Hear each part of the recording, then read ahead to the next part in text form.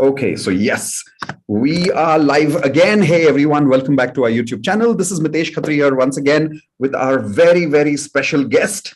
And that is, please everyone type in welcome Nithyashanti. This is Nithyashanti over here. Nithyashanti is one of our mentors, one of our spiritual teachers for me and Indu both.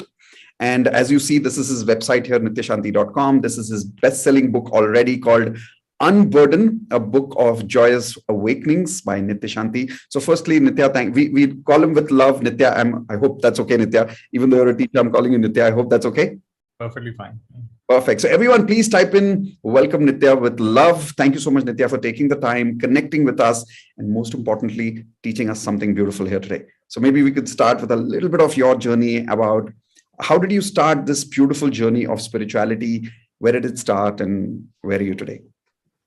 Well, first of all, thank you for having me. And it's a joy to be here with you and your community on YouTube. The journey, of course, is, I like to say the journey is endless. The destination is now. Right. So it's a little, sometimes it's a little strange to repeat what happened in the past. And one time I challenged myself that can I tell the story of my past in creative ways and not be so locked into my past. But the general story is that as a young boy, I had a lot of questions, like many of us do. And I was quite curious about life. And that led me to ask a lot of questions from my teachers and my friends. And I read a lot of books. And I got some answer that made sense. However, I also felt a little limited by my ability to apply those answers. I felt a gap between what I was learning and what I was living. So I decided at that point that something's wrong with me because why am I not able to apply all these good learnings into my life? And I began to have a bit of an inferiority complex. And then when I was in class 11th, I happened to go for a meditation course. When it finally clicked, a very big part of the puzzle for me clicked. I realized the reason I'm not able to live what I've learned is I'm always in my dream world of thoughts. Wow. I'm not in the present moment. And for a short while, the clouds cleared and I saw the sky, the clear sky of awareness. And I witnessed myself. Instead of being inside the cloud of my thoughts, I in a way stepped back and I experienced the sunlight of awareness shine through. And that was an important moment for me when I was about 16, 17 years old. And that opened up a new dimension of life for me. I began meditating on a regular basis and began with just 15 minutes in the morning, 15 minutes in the evening, and gradually went to 1 hour in the morning, 1 hour in the evening. And I began to experience things which people couldn't explain to me. My parents couldn't explain them. My friends couldn't explain them. Luckily, I think one thing, there is a principle of life that when you are doing something sincerely, then the right teachers, the right teaching will show up. And in my case, that's what happened. I met some people who were very advanced yogis, advanced practitioners, and they began guiding me. And I would take these long walks with them and I would meditate with them. And they would answer I had so many questions, they would answer my questions. And that began to give me a new vision of life than what I had been taught until that time from school and from family and everything. And I began to realize that the real purpose of life is to primarily, number one, discover who we really are. Otherwise, we're operating from limited assumptions. Like if you think about, like, for example, you teach law of attraction and how we can live our best life. And it's worth asking, why do we want to attract certain things? Like, it's a really powerful question. Why do I want what I want? Yeah. Then the secondary question is, how do I get it? But the first question is, why do I even want what I want? Wow. And is it really my wanting? Like, for example, many men want a six-pack, or many men want to have a certain kind of car, and many women want to have a certain kind of wardrobe and a certain kind of appearance, or a life partner of a certain life partner, right? And so how much of that is conditioned by your gender? How much of it is conditioned by your age? How much of it is conditioned by the place? Do you live in a city? Do you live in a village? If you're living in a village, you probably had different aspirations. You probably want to attract different things than if you were living in a big city. Or if you were, if you were in a war-torn country, what you would want to be very different. Instantly, it would change, right? Like in Ukraine right now, chances are people are not thinking about how can I become a millionaire. They're thinking about how can my family be safe? How can I live in a place without bomb shelling? So these are deeper questions. So that's the journey I went on. And let me just come back to that. So went on to become a Buddhist monk. I lived as a monk in Thailand and Sri Lanka for about 6 years. Lived in the forest tradition of Thailand and Sri Lanka. and learned, and I would say more than learned, unlearned many things about myself and about life. Very rich period of practice and learning, and challenging as well, but healthy, good time for me. And went on to. How long did you spend I was a monk for about 6 years. I was living in Thailand for 2 years, 3 years in Sri Lanka. 1 year I was traveling and teaching, and that led to a certain clarity about what is important for me in this lifetime. And at one point, I felt that I want to continue my journey, but not in a restrictive form. See, in a way, the restriction also creates freedom. We're not denying that. Like being a monk in a way is restrictive, but also there's an inner freedom that arises. At the same time, there is a certain way of thinking. Like it becomes like a dogma at a certain point. You have to follow the party line that this is what we believe. This is what Theravada Buddhists believe. This is what Mahayana Buddhists believe. This is what Chinese Buddhists believe. This is what Zen Buddhists believe. And then, of course, there are other traditions. Sufis believe different things. Advaita Vedantins believe different things. Vishisht Advaita Vedantins believe different things. So at some level, it may sound pompous to say this, but I feel I penetrated beyond the lenses. And I could see how, if I see the world through the lens of science, it appears a certain way. The lens of Sikhism, it appears a certain way. Wow. The lens of nationalism, it appears a certain way. So I realized that there is an undiluted consciousness which will take on, just like water takes on the shape of the glass you put it in, or the color of the glass you put it in, water takes on that color, that shape. In the same way, our consciousness also takes it on. So even more important than following any system. And systems are important at a certain stage, because otherwise it's just too confusing. But ultimately, we have to transcend the systems. And that's the kind of glimpse I got, or the clarity I got. And so at that point, it didn't feel right to me to remain a monk anymore. And just like the Buddha had left his first 2 teachers and found his own path. Wow. I too felt I needed to honor my inner wisdom more than following a certain tradition. And when you came from the monkhood, you didn't go back to kind of being a corporate employee or anything like that. You started teaching. Yeah, I kind of decided that I didn't want a job. I wanted a joy. Oh, I love that. Too often in life, like if you think about it, most of our education system, college system, it's not about how to have a high quality life. It's about getting a livelihood. And parents will say, oh, go in this stream, yahan pe achhe jobs hain. Go in this stream, yahan pe achhi opportunity hai. Right? So very rarely is it, how can you have a high quality, well-balanced, well-rounded life? That almost never comes up.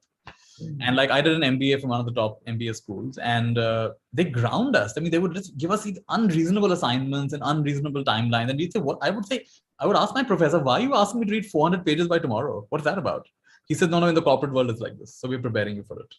I said, first of all, your corporate world is messed up. Then you want to mess us up right now. We're youngsters. We want to deprive us. And so what would happen in my college was, there would be a night canteen. It would open at 2 a.m.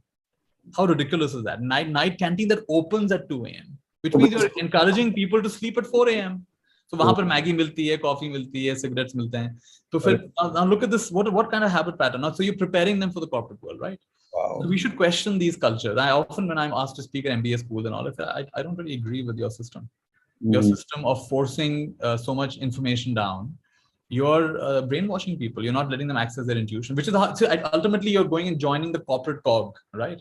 You have no place to free think. You're just told what to do, just do it, right? And you're basically burnt out. We are saying in MBA that they'll pay you twice as much and they'll extract 3 to 4 times the amount of work. So basically you just hand over your life, right? And so I could see very clearly that that's not something I want to be a part of. Wow. However, my corporate karma was not over, because I still do a lot of work with organization and leadership and all of that. And somehow, despite my message, like I'm saying right now, they still want to hear me. So yeah. Interesting that a lot of people strongly believe that, if I get into this monkhood or spiritual kind of a field, it sounds very fascinating, right? Meditation, monk, and people see movies like I especially got very influenced by monk experiences more by Jackie Chan and those monk movies where it was all about martial arts. Of course, later in life, I really realized that's not what really monks are about. But the fascination is there to kind of live that life. And yet you come from there and you've balanced this beautiful world coming from spiritual learning and here in the material world. And can you tell us a little about the kind of success that you've created? And I really want to introduce this to the community here to let them know that how beautifully it's possible to merge these two learnings of spiritual world and material world and balance between success and happiness. Maybe you can tell us a little about how you've succeeded and what's the kind of, how many people are influenced today, how many people are learning with you today. Well, I'll say it like this, that there's a lovely quote that without spirit, matter is lifeless. In other words, matter depends on spirit to be animated. Yeah. And spirit depends on matter to be expressed. See, spirit by itself is just all over the place and it can't do anything. It requires matter or beings to express it. And matter by itself, the moment you take out spirit, you're just dead bodies, right? There's nothing here. So first of all, it's an artificial divide. The spiritual and material divide this was never there in our tradition. India never had this. This is something we've learned from the West. This division between science and spirituality, this came in the West. This was a division where they said the spirituality is too undefinable. So we want to just focus on the observable phenomena, right? And that's how the split came. And this is not, and now the split is getting healed. Even in science, they're realizing that the frontier is consciousness. At the level of the highest level of research, ultimately you merge in consciousness. Now, consciousness is the next frontier, both in science as well as in spirituality. This is the ultimate frontier, and that's where everything merges. So for me, this is artificial. It's not true. In India, we had the 4 aims of life, which was, what is it? Artha, Kama, Artha, Dharma, Moksha. Isn't that what it is? Wow. For the 4 aims in life. So there's pleasures, and there's accomplishment, and then there is the way of righteousness and fulfilling your duties, and ultimately moksha, liberation, right? So all 4 are important and they're valid. And there was never the split. Life was supposed to be all 4. You have to also have, like, if you're always in unpleasant sensory experience, you'll always be tadpoing. If your mosquitoes are biting you all the time and your knees are hurting all the time, how will you have any joy? So the senses should be relatively pleasant. At the same time, you should have enough to take care of your needs and the needs of your loved ones, the artha. And then you need to have a good righteous life, a life that is not only focused on what can I get, but what can I give, a sense of purpose. And then beyond that, ultimately you can do all of these things. Yeah. For example, you can have a lot of sensory pleasures, you can earn a lot of money and have a lot of success. You can even have purpose and touch people's lives. You can do voluntary work, you can be philanthropic. But at some point, even that is not going to satisfy you. You have to go beyond that. And that is moksha. But you can't just go for moksha. So in my case, in a way, I'm lucky that I was discouraged by some of my teachers from becoming a monk. But I wanted to become a monk quite early. At the age of 16, 17, 18, I wanted to become a monk. And my teacher said, you're not ready yet, wait. And I didn't like that answer, but I waited, did college, waited, did my MBA, waited, had a job. And then I did an MBA. And then I went on to be a monk. In a way, it was good. Because if I'd gone too early, then maybe a part of me would have said, oh, but what if I had had a good job? And what if I had lived in a good city? And what if I'd earned a lot of money? But because I'd already tasted that, that couldn't really grip me anymore. Yeah. Wow. In a way, it's good to go through the process, have your sensory experiences, have your measure of success, make some contributions, and also then start looking at your real nature, your true nature. Who am I really? Wow. And then everything else gets meaning. But otherwise, you're doing it from a sense of ego. Look how, like, for example, you asked me the question, how many people have I touched? I mean, to me, that's kind of meaningless. Like, it doesn't matter. Now see, if I say 10,000 people, some people will, oh, wow, 10,000 people, they had 10,000. Now, this is all, what is 10? You touch, but the thing is, you touch one person's life, Mitesh. Wow.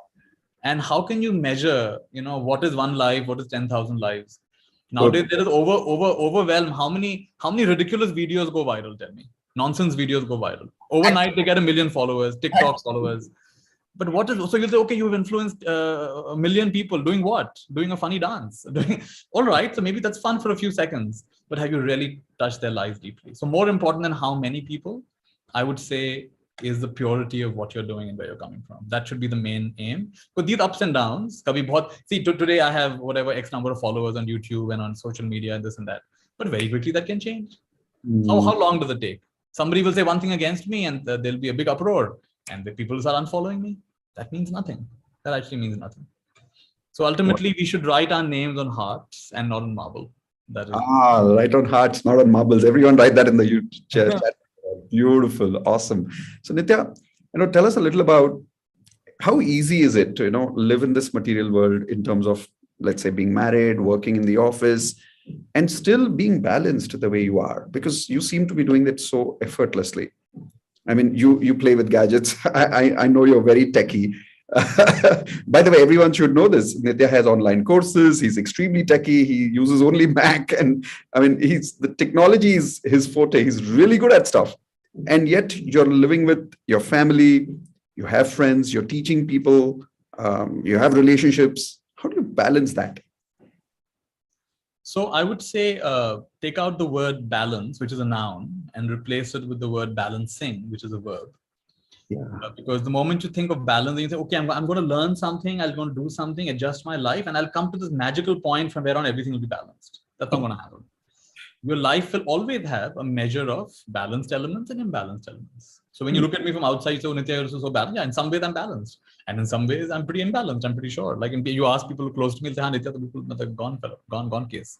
So I don't think anyone is automatically balanced or imbalanced. But here the deeper truth, that when you look at it from the perspective of totality, everything is in balance. Right? So from the perspective of me as a human being, there'll be things that are imbalanced and balanced, right? An earthquake could be a very terrible thing that happened in my life. But from the perspective of the planet, earthquake is a balancing. There was too much pressure built on the tectonic plates. It had to rub, it had to release the pressure. Now things are back in balance. But from my perspective, the terrible thing that happened, because my house broke down, everything else happened. From the perspective of totality, and this is the perspective, this is why we meditate. This is the whole spiritual paradigm, that we have to learn to see things from a more expansive point of view. So look at it from expansive, from stretching time, play with time, right? Expand your sense of time from 1 day, 1 year, 100 years, 1,000 years, 1,000,000 years, endless time. Something shifts in your consciousness. Expand space. Just, here and there to the whole planet, the whole galaxy, the whole universe, multiverse. Something shifts inside of you. In fact, Kashmir Shaivism, profound school of thought from India, says there are 6 ways in which we forget our true nature.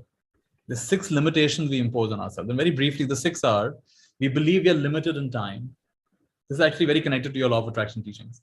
If you believe you're limited in time, if you believe you're limited in location or space, if you believe you're limited by your attachments, the things you must have, and without this, I cannot live and I cannot do things. I must have this person. I must have this much money in my bank.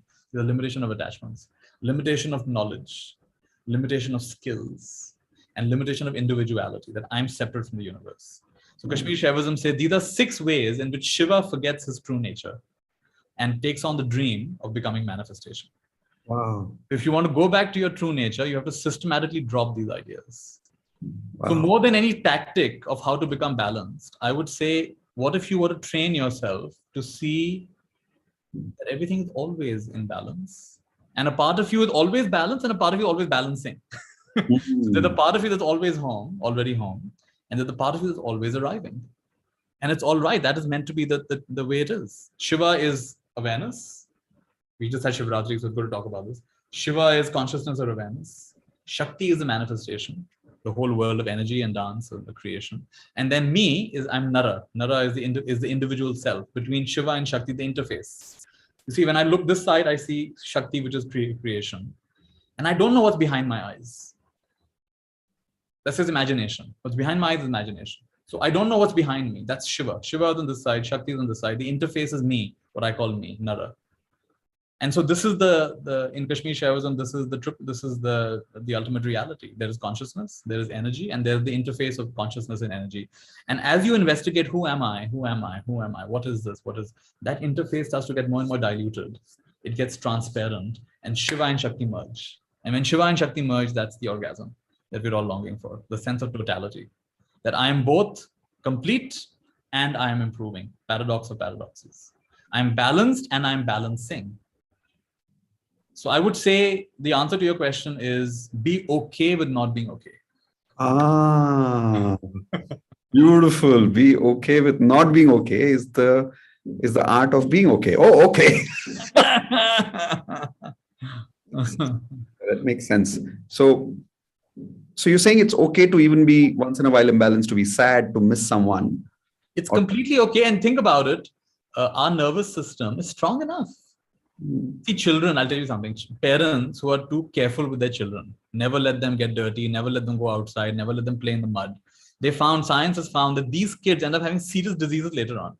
Why? Because as children, we need to strengthen our immune system. They need to put some dirt in our mouth. We need to do some stupid stuff like that. Because that's what builds our biome. If you're kept in a very, very safe environment, mask all the time, always hand sanitize, you're going to end up having problems in the future because your body is not strong enough. Your immune system is not strong enough. In the same way, your emotions also, you're very, very resilient. We should remember, we've not only come from mother, father, they also had mother, father, they also had mother, father. Going back, we don't know how long. And they have faced wars, and they have faced famine, and they have faced Maybe they've been tortured, and maybe they were impoverished, and maybe they've had really good times as well. But we have within us not only the skin and bones and the cellular memory of our ancestors, we have the emotional memory of our ancestors. Wow. And within that is great light and great darkness at the same time. And so what I want to basically say is we are much stronger than we imagine. So it's okay to balance and okay to go through. It's okay to go through all these ups and downs. I recently taught, in fact, at some point, if you let me, I will teach people a 5-step process where they can take any emotion and they can bring it to a place of stillness and clarity. I also taught this on Shivratri. Should I do it now? Let's begin. Let's just do it now. All right. So tune into your present emotional state. Could be pleasant, could be unpleasant, could be neutral. Come up with one word.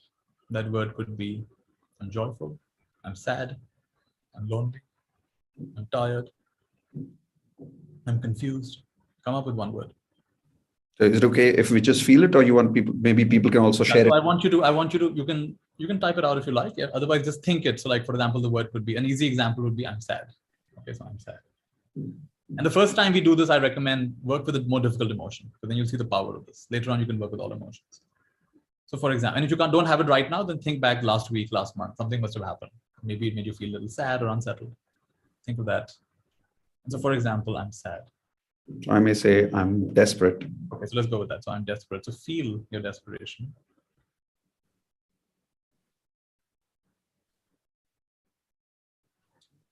Now come to the second statement. Say with me, I feel desperate. I feel desperate. So whatever word the audience chose, say I feel it. Instead of saying I am sad, say I feel sad. Something shifts. And again, feel what you're feeling. I feel it. The big difference between I am desperate and I feel desperate. I am desperate with identity. Mitesh has become a desperate creature. And okay. I feel desperate is at this moment, I'm feeling desperate. It may change in the next minute, in the next hour, in the next day. You see, there's a big difference. Come to the third statement and say with me, I'm aware. I am aware. Of feeling desperate. Of feeling desperate. And similarly, others will fill in the blanks with whatever word they chose. I'm aware of feeling dash. Aware of feeling dash. Again, something shifted. We came to a witnessing place. We're now witnessing this feeling of whatever is happening. Next statement. Dash is welcome. So for example, desperation is welcome. Desperation is welcome. So whatever word you chose, the rest of you in the audience. For example, sadness is welcome. For example, loneliness is welcome and truly welcome. In other words, drop your resistance to it. Oh. And Mitesh, go ahead and open yourself more than you ever have to this. Really welcome it. I could welcome an old friend.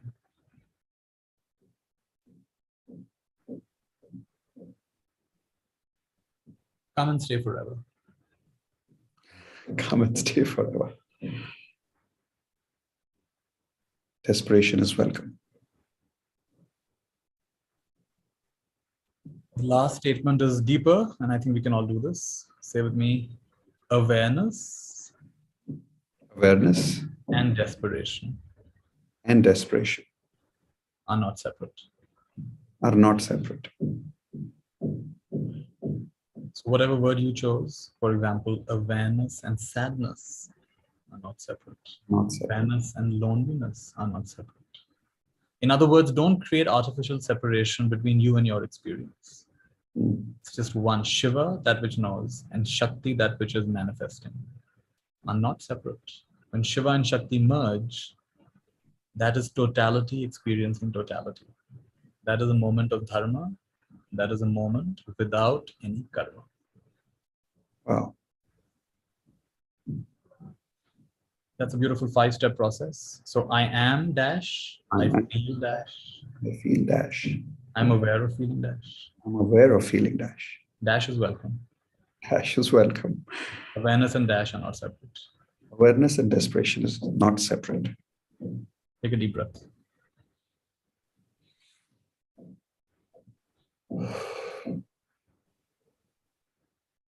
So in this way, Mitesh, your question about how to be more balanced is, don't be afraid of being unbalanced. What does unbalance show up like? And you feel stressed out, you feel anxious, you feel panicky, you feel confused, you feel inferior, you feel not good enough. You just identify that. So I am Wow. inferior, I'm not good enough. Okay, I'm not good enough. I feel not good enough. I'm aware of feeling not good enough. Feeling not good enough is welcome. Welcome. This is a human program. This is not, you're not the only one who doesn't feel good enough. Much of our entire capitalistic model is based on people not feeling good enough. That's why you have to keep buying a better car and better clothes and better laptop and better this and that and the rest. Because you don't feel good enough somewhere. Nothing is ever good enough. Awareness and dash are not separate. Finally punch. Yeah, go ahead. Explain that. So awareness, see, for example, there's a mirror and there's a reflection. And it looks like two separate things, right? But I say, then distinguish. Find me a mirror without a reflection or a reflection without a mirror. And you can't do it, right? We say, oh, sky and cloud are separate. All right. So find me a cloud without a sky. Right? Yeah. Cloud and sky are actually the same stuff. It's made of the same stuff. So similarly, awareness and what appears within awareness are actually, if you go looking for a separation, you'll not find it. This is a concept that we have. Like we say, my life. We say, my life. What do you mean, my life? Is there like me and my life? No, this is an imagination. There's just life. This me and my life is a construct that we've created. There's no such thing in me is my life. It's just life. Wow. So the whole journey of, or the whole running behind that conversation of, I need to be aware of my desperation because I am separate. My desperation is separate. It's not actually true because we are both one. So this is the thing, we are separating. In one of the statements was, I am aware of feeling that. So we did create separation. So it went like this: Bhokta bhav, drashta bhav, keval darshan. Bhokta bhav is, I am desperate. I'm feeling desperate. Bhokta bhav. So मैं उसको भोग रहा हूँ. Bhokta bhav. So I am desperate. It's full bhokta bhav. I feel desperate. It's not taking one small step away. Okay, I feel it. It's not. I'm not this forever. Sometimes I feel desperate. Sometimes I feel empowered. Sometimes I feel, capable. Sometimes I feel incapable. This is one of the many states I experience. Right. What ends up happening is when we are sad, we feel I'm just totally gone. When we are high, we feel, oh, I'm the best person in the world. So you're totally identifying with your mental states. MIND, mostly inaccurate neurodrama. Don't believe the mind. Mind. Again, mostly inaccurate neurodrama. Inaccurate neurodrama. Beautiful, Nithya. I see. So like this, right? So we have to catch ourselves. So bhokta bhav is identified. Then I feel it is a little bit less identified, standing back. Then I'm aware of feeling it. Now this is called witnessing consciousness. Now in witnessing consciousness, you dissolve the resistance. So I welcome this. It is welcome. This is welcome. And finally, keval darshan, even the sense of I am witnessing something. That position also dissolves. Who is the I that's witnessing? There is just one happening. There is just one happening. Somehow you're asking questions. Somehow I'm not rehearsing these. I don't even think you're rehearsing your questions. I'm not rehearsing my answers. Somehow technology is coming together. Internet is working. People are watching. How is this? This is one totality. It may look like Mitesh is asking, Nithya is showing on YouTube, is talking to somebody. No, this is life. And life is through Mitesh and Nithya reminding the person who's watching this of something they already know. But they forgot for a while. And if it wasn't a reminder, then it would make no sense. It'll only make sense if somewhere deep down you knew it. You're like, yeah, that makes sense. That feels right. It feels right because you already know it. It's about reminding, remembering. Remembering. Wow. So Nithya, one of the things that I've always had questions about in the community is about two specific struggles that people go through a lot. Specifically starting with one is either I'm really miserable because I'm not getting married to the right person, or I'm miserable because I'm married to the right person, which has become the wrong person. Right? So stuck because I'm not getting into a relationship, stuck because I've got into a relationship and yet feeling stuck. How do we apply this beautiful learning of spirituality and feel a state of bliss and happiness while living relationships, or sometimes while not living relationships? I just had a 6-day course on exactly this topic called Challenge of Love. And I'll give you the main highlights of the course. So it's the idea of relative love and absolute love. So absolute love is when I love as pure presence. We've all tasted it. There's just a sense of being. And at the level of being, we can connect to anyone and anybody. It's so complete. You're in a state of being, I'm in a state of being. There is no separation. But the moment the personality comes up, then I have likes and dislikes. I have preferences. Things should be done this way. Things should not be done this way. This is more important. That is less important. I have my value system. Now there's going to be a clash. There has to be a clash. This is the nature of things. So one of the main learnings of the course is our problem is we expect relative love to be like absolute love. But relative love cannot be like absolute love. Relative love is relative love. So first of all, expect differences. When you're in the world of relative love, when you're operating as a personality, expect differences. This is the first thing. It's not a problem. And we'll come to what to do about it later on. But the first problem is we have this romanticized idea that, if I'm with the right person, and then every day will just be happily ever after, and we'll be dancing around trees, and we'll always be hugging each other. I'm waiting for that day to happen now. No. So as a human being, you will experience relative love. And there are moments when you will get very deeply in touch with your true being, wherein you will experience absolute love as well. In the state of absolute love, there is no conflict. There is no this and that. There is no near and far. There is no, in fact, it doesn't even limit itself to human beings. You will have love for animals. You will have love for all of creation. You'll feel one with everything. In that state, there are no boundaries. And that is available to us. In fact, that is what makes us long for it, because we've tasted it. At some level, we have tasted it. Maybe as a mother, you initially had that deep sense of oneness with your child, or as a father, right? So we've tasted it. But now in the relative world, we expect that to happen. That's not going to happen. There are going to be differences. And the good news is the poison is also the medicine. So just recommend the books by John Welwood, Welwood, John Welwood. And he has done such powerful work. I think some of the most insightful work in the domain of relationships. Wow. So I invite people to look up John Welwood. And if you're interested, look up my course, the 6-day course I just offered on Challenge of Love, which we went very deeply into his teachings. And we talked about, so for example, one thing we just did right now, you can apply that in your struggles. Okay, so in your relative love, you will have all these, you'll have anger coming up, you'll have frustration coming up, but there are expectations. Like it or not, there are expectations. So now you'll have the emotions coming up, and then you ground the emotion. I feel this, so I am this, I feel this, I'm aware of feeling this, this is welcome. And awareness and this are not separate. You'll come to a place of stillness and clarity. And there you are now able to communicate in a calmer way without projecting. One of the big problems is we project. We've had instances which have gone unconscious now in childhood, where for various reasons we weren't loved the way we wanted to be loved. Even the best parents cannot always love you the way you wanted to be loved, and cannot fulfill all your needs. So at some point you began to feel that something's not right with me, something's wrong with me. And that got pushed into your subconscious mind. And now when certain triggers happen, that people ignore you, or they don't treat you in the right way, then you end up projecting that outward, bad other. You're a bad person. Pakistanis are bad. These people are bad. People who earn a lot of money are bad, or people who work in business are bad. So you start projecting, and we all do this in some way. We're all doing this, right? We're projecting outward. And so this has to be healed. This idea of the bad other has to be healed. Start with creating no fault zones in your relationships. Can you have half an hour a week? You can talk without creating faults. No fault zone.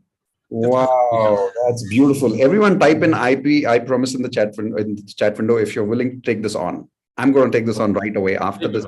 Very powerful. Half an hour of no fault zone. No fault zone. So I don't find faults in you. We talk about our experience, but without trying to find who is the guilty party over here. Wow. So like this, there are a lot of insights, and I recommend looking up John Welwood's work, and you will get both. It's not just very highly spiritual, it's very, very practical. And it gives you really deep insight into why some of us behave the way we do. It's very confusing sometimes. It's like the classic thing is, I love you, but I can't stand you.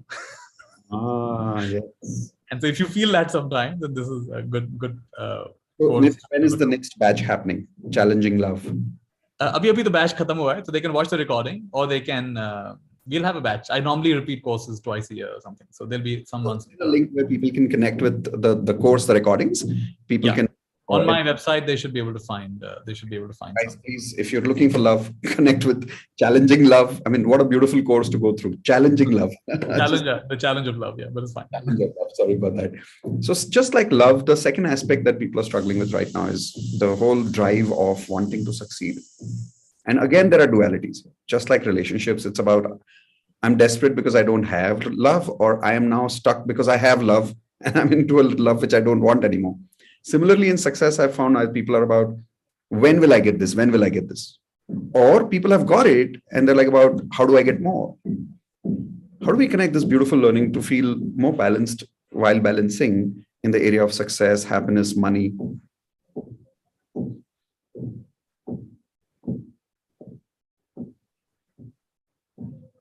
See, what I learned is that what we think we want is often not what we really want.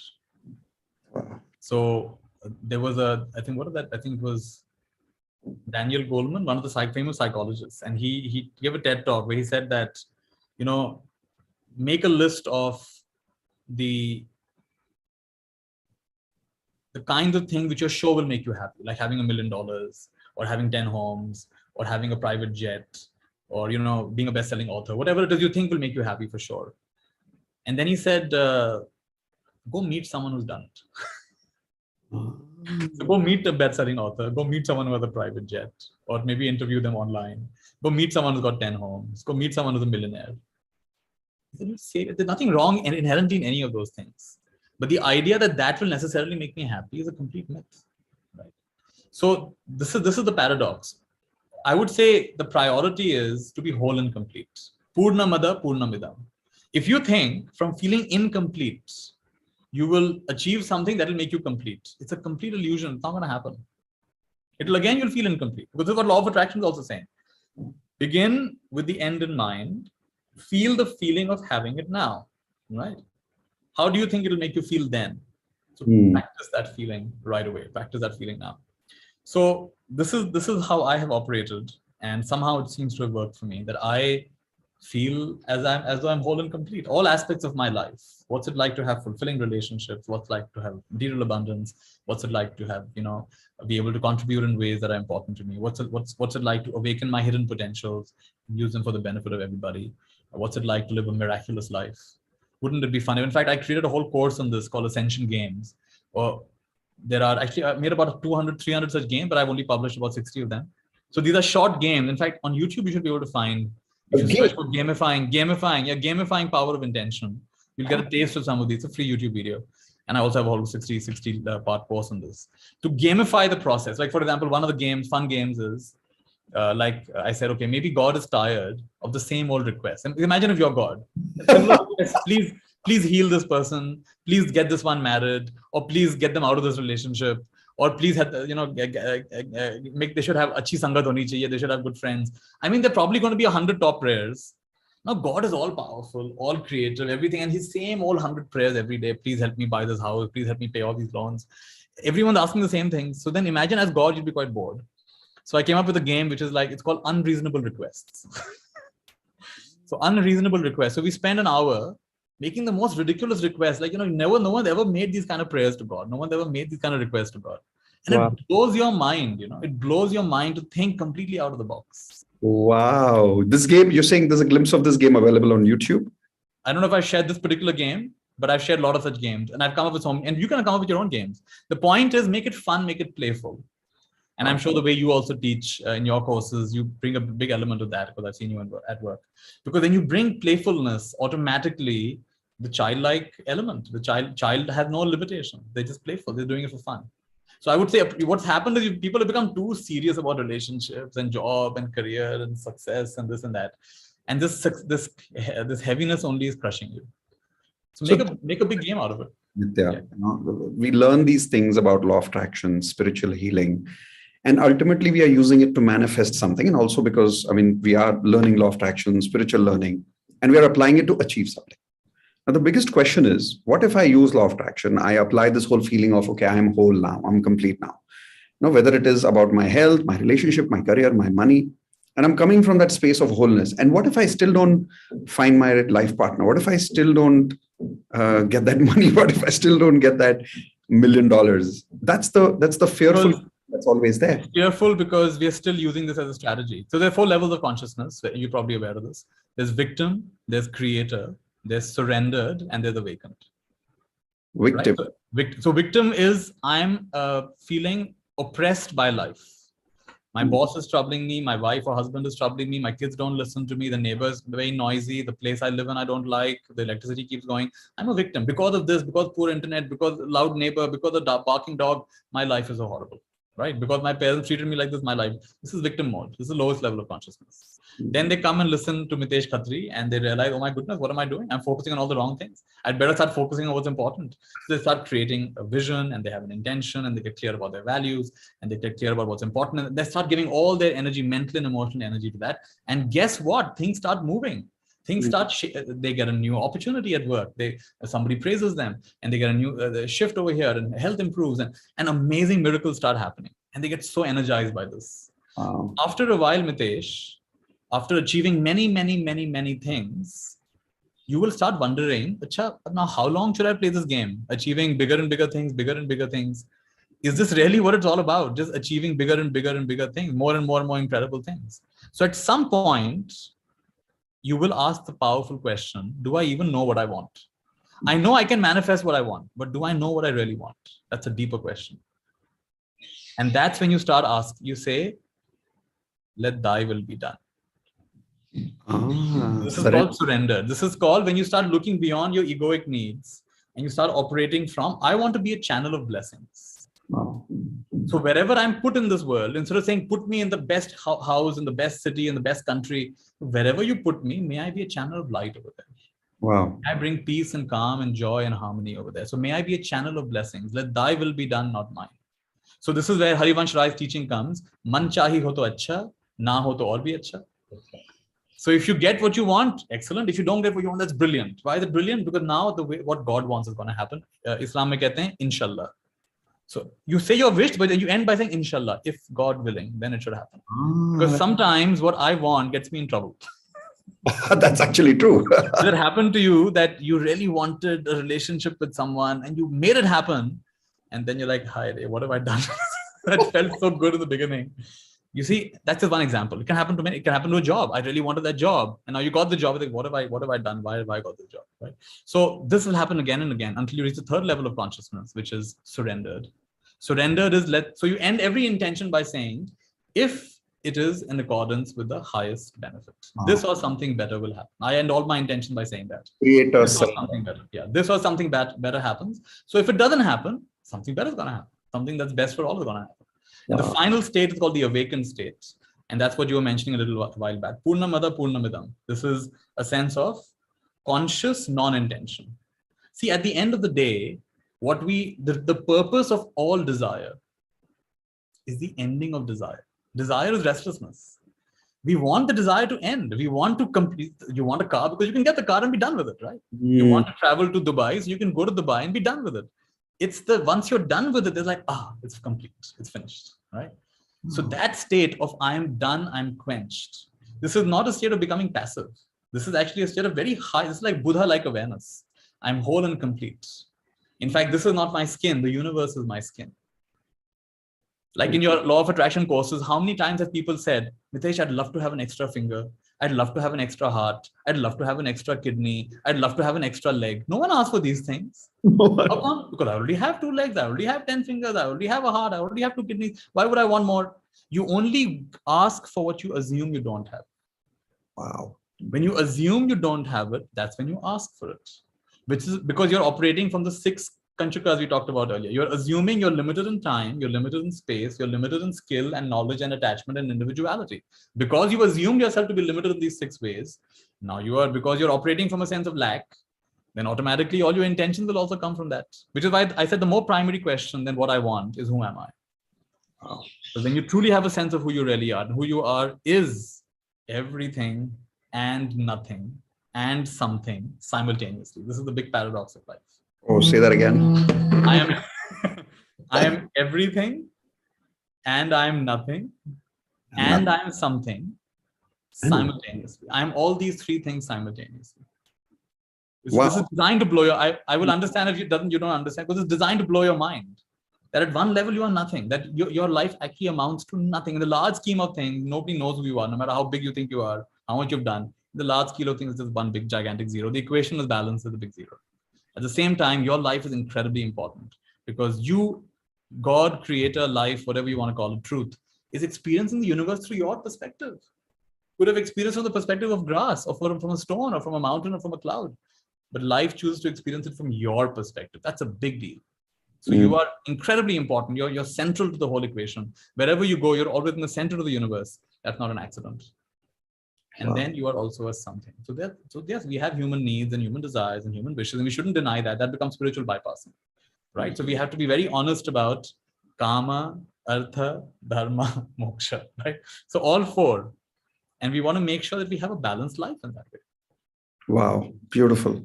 So Nithya, to ask people to see a little bit of glimpse of, because I know what happens to us as human beings is when we see someone like you, the first feeling is, wow, I want to be like Nithya. So to give people a little glimpse into who Nithya is, I'll ask a couple of questions in that zone, if I have your permission. So one is, what are the top 5 emotions or the emotional frequency in my language that you live by, because of which you've created and attracted such a beautiful life with such wonderful teachers and students? Well, first of all, I would say I really would like people to not be like me, and they can be inspired by me and by you, but I don't want them to be like me, because that would be not honoring. Otherwise, they would be like me. If they were meant to be like me, they would already be nithyashanti. Wow. So I had to learn this the hard way. I tried to be like a Buddha. I tried to be like my teachers for years and years and years. Wow. Finally, it dropped on me that no, I'm not meant to be Buddha. Buddha was meant to be Buddha. Guru Nanak was meant to be Guru Nanak. Kabir was meant to be Kabir. And nithyashanti is meant to be nithyashanti. Otherwise, I will forever be a second-rate Buddha, second-rate Kabir, second-rate Guru Nanak, second-rate anybody. So while I can be inspired by all of these wonderful great beings, I'm not here to be like any of them. So I'm happy to share my 5. In fact, that's even before you ask me, I know these 5. I live my life by them. However, this should inspire you to find your 5. Your 5, so that it awakens your highest potential. So the 5 qualities I orient my life by. Number 1 is awareness, clear awareness, clarity, awareness. Second one is the heart qualities of love and compassion, Maitri and Karuna. So love and compassion is the second one. The third big important one is gratitude. Gratitude for me is very powerful, and I'm sure you talk about it as well.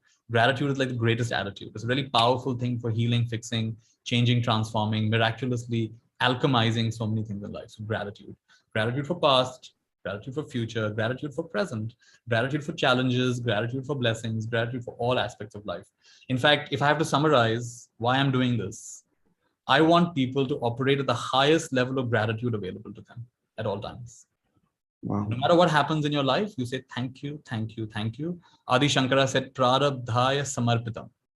Whatever life is going to give me, I will take it as Ashirwad. Prarabdhaya samarpitam. Whatever my karma is, whatever destiny is going to got in store for me, bring it on, bring it on, bring it on. Wow. You know the story of Adi Shankara. His mother was not allowing him to become a sannyasi. She was attached to him. So he goes into the lake and a crocodile catches him. Now, we don't know if a crocodile actually catches him or he pretends it catches him. Crocodile catches him. He's dragging him away. He says, Mother, you're interfering with my karma. And if you do not grant me permission now to become a sannyasi, this crocodile is going to eat me up because you're interfering with my karma. So the mother's okay, I grant you permission. Then the crocodile releases him, right? Prarabdhaya, he's in the moment of death, he's saying, listen, mother, you're interfering with my karma. I'm not meant to be sitting at home looking after you the whole time. So she was crying then. He said, don't worry, I will be there to perform your last rites. And sure enough, when she was getting old, he came back and he took care of her toward the end. He performed her last rites. I'll not abandon you in that. Wow. So anyway, prarabdhaya samarpitam, you trust. So first quality is awareness, second quality is love and compassion, third quality is gratitude. Fourth quality is joyful contribution. So if I'm giving this talk, let me do it joyfully. Either I'll do it or I'll not do it. Either I do it joyfully or don't do it at all. This happened even with my clients. Sometimes they'll call me, Nithya, can you do this? Can you do this? And sometimes they're paying me a lot of money for it also. But sometimes there's no juice and else, you know what? Let somebody else do it. Because I'm not feeling joyful. This feels like a chore to me. Wow. So then I'd rather somebody else do it. Like I said, I decided to do this not as a job, but as a joy. And I have to be honest with myself, right? So joyful, I'll contribute joyfully. Joyfully. I'll not contribute. Yes, exactly. I'll not contribute just because of this will become a profession now. I'm the spiritual teacher fellow who has to constantly teach. I don't have to. I could take a break from being a spiritual teacher. I'm not that attached to being a spiritual teacher. This just happens to be one thing that I do. And finally, it is letting go, letting go, letting go, letting go. The only truth in life is we take nothing with us. So every day, let us practice not only taking things, but putting them down. In law of attraction, if you're not careful, we will start focusing only on attracting. But when are you going to learn to let go? Let go. So my book I was sharing a little while back is Unburden, right? It's equally important to let go, put things down. In fact, the more you put things down, the more space you create within yourself to bring in the newness, to bring in the freshness. Wow. You got to emotionally put things down, mentally put things down, spiritually put things down, empty yourself. And that's when you're able to become a reservoir of receiving everything. Wow. Amazing. So these are the 5 things that and I loved what you said, that it's good to be inspired by what you just said, and yet we have to find our own 5 emotional frequencies to live with. Wow, that's beautiful. So I'm sensitive to the fact that I know in 9 minutes you have another session. So one more question, if I may, about beliefs, because that's one of the deepest frequencies of all of us. So what are your beliefs about life, relationships, and money? Belief about life is that life is happening for me, not to me. In other words, like people ask me, who's my teacher? I say life is my teacher. Because better than any human teacher, life is constantly giving me feedback. If I'm listening, if I'm attentive. So life is happening for me, not to me. So life is on my side. Life for what? For my awakening. So even if it's unpleasant, if I see it the right way, this is good medicine. This is designed for my awakening. Then life is not my adversary. Life is here to support its own blossoming. What is the second one? Beliefs about relationships. Relationships are a mirror. One big thing I learned is relationships are not for happiness. If you think relationships are for happiness, you're in big trouble. Relationship is not for happiness. Happiness is an inside job. If you're looking for happiness in relationships, get ready for a very tumultuous ride. Relationships are to equilibrate. They're like a mirror to you, right? So the parts of you that are feeling I'm not good enough, then yeah, you'll get the other person, come on, you are fine. And if the parts of you that, oh, I'm so great, say, oh, listen, come down to earth. You're not so great. They will equilibrate you. I'm sure that happens to you at home all the time. Yeah. So relationships are a mirror. They will show you your light and your dark, your light and your shadow. And it's designed like that because there is no other actually. What you're calling the other is you pushed out. At the deepest level, we're only meeting ourselves. So relationships are meant to make us realize who we are from yet another perspective, many other perspectives. Right. So somebody asked Ramana Maharshi, how should we treat others? He said, there are no others. Beautiful, amazing. And beliefs about money. Belief about money, I would like people to ask beyond the notes and the credit cards and the figures in the bank. We should ask ourselves, what is the essence of money? And so for me, the essence of money is a blessing. Money is a blessing. And so when it comes to me, I'm blessed. And when I give it, then I bless somebody else. If I use it wisely, then I am a channel of blessings in the world. If I'm conscious about the products I'm buying, the causes I'm supporting, even if I pay taxes and I say, government, please use my taxes, that I don't just use it to buy weapons and kill more people, use it to support these kind of causes. So for me, money is the energy of blessings. In the same way, you can ask yourself, what is money? The deepest essence of money. Is money love? Is money appreciation? Is money like Vahe Takeda in his book? There's a book on Vahe Takeda called Maro Up, which is a great book. Check it out. You should probably find it online. Maro Up by Ken Honda. And Vahe Takeda, who's one of the richest people in Japan, passed away some time back. He said, for me, money is like air. Wow. So how amazing. Money is like air. Breathe in, breathe out. If you only say, I'm going to breathe in, but not breathe out, you're going to die. If you only breathe out without breathing in, you're going to die. So money is like air. It's always there. Breathe in, breathe out, receive and give, receive and give. So the deeper question is, so for me, it's a blessing. My belief about money is a blessing. And, I'm one of the few people, I don't know how many of you will meet such people. I lived without money for 6 years. So as a monk, I never touched money. Wow. And I experienced the gift economy. Wow. Where, monks give teachings and they're given the basic requirements of life. So I've lived without money and I've enjoyed that. And I live with money and I enjoy this. And it's just an energy. It's just one way that we decided to interact with ourselves. So we shouldn't give it a life in itself. We should just see the essence of it. And then we are in tune with the essence of it. Then we bow down to the essence of money. And then money supports us, money is with us. You shouldn't make it a bad thing. It's not a bad thing. Beautiful. So everyone here, please type in IP. I promise that you're going to go and read the book and go to nithyashanti.com. Nithya, if I may ask, you have so many courses. I know that because I've known you for so long and there's so much wisdom that I don't think I can spend 5 years with you and take away everything from you. So out of all these courses, do you think, would you guide me to saying, okay, Mitesh, start here when I come to your website? Well, I started a new course just this year, in fact, in February. It's called Being and Blossoming. And this is my main offering. In fact, I also discovered that people are getting confused with so many different courses. Every month I offer a new course. So I said, how about we have one course that includes everything? So this is the Being and Blossoming. It's a 1-year journey where people can, there are different levels at which they can join. They can actually choose how interactive they want it to be. So I've called it the Lotus membership, the Tulip membership, the Jasmine membership, the Lily membership, and they can decide to what level they want to be engaged. So the reason I have a call now is I have a Being and Blossoming call at 6 o'clock. And every day I have a call of about 20 minutes to 40 minutes at different times of the day. Some days at 6, so Mondays at 6 a.m., then Tuesdays at 10 a.m., 12, then next day is 12 p.m., 3 p.m., 6 p.m., 9 p.m. So 6 days a week, we're doing people have a chance to touch base with me for about 20 minutes, 30 minutes. And then once in either 2 weeks or on a Sunday, we'll have a longer mini workshop, 2 hours, 3 hours, like a deeper dive. And then once a month, I typically offer a longer course, 5-6 days, and people can join that. So I would say Being and Blossoming is the main thing I encourage people to. If they really want to take a deep journey with me, then that would be the right thing. Otherwise, there are so many recorded courses and other courses I offer. Being and Blossoming with Nithya for 365 days. That's right. Awesome. I'm looking forward to that. Thank you so much, Nithya, for taking the time. I know you have 4 minutes to go, so we'll not take any more time. Thank you so much. Everyone, please say thank you and type in lots of love, because every time I see Nithya, the word that always comes to heart is, other than thank you, love. Because we really love you, Nithya. I remember the first time we met you, I and Indu, we came home and we said, my God, he has a CFL bulb around him. Oh, like we've never seen someone, how photographs, the God has a glow. Then till now, you're still like that, and there's no electricity connection there, but you're still Lovely. Thank you so much, Mitesh. Thank you for inviting me to your community, and lots of love to everybody. Can you all make the symbol with me? It's called Mayurma. So you got to draw it with your hands. All right. So take your hands up and slowly bring them down and make a big heart in the air. And multiply by infinity 3 times. So in small infinity, second is a bigger infinity, third is the huge infinity. Come back to your heart and say with me, Mayurma.